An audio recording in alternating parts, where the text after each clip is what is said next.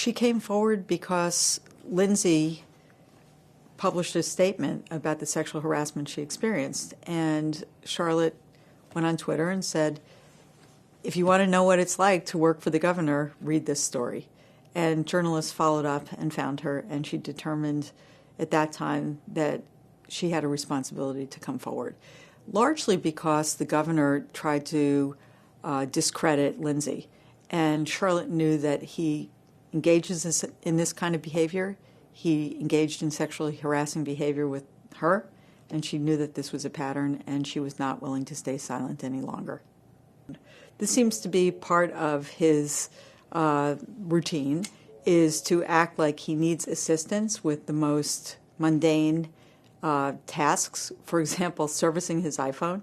Neither this latest victim nor Charlotte were responsible for the governor's phones, and yet he got them in a situation, asked for assistance with the phones, and used that as an opportunity to isolate them and to sexually harass them.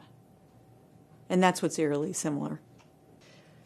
She's not surprised, and she's very upset that Cuomo's top officials, his chief of staff and special counsel to whom she reported her allegations, never investigated. And had they investigated Charlotte's allegations, perhaps this latest victim would not have been assaulted. I think his chief of staff and his special counsel have significant explaining to do.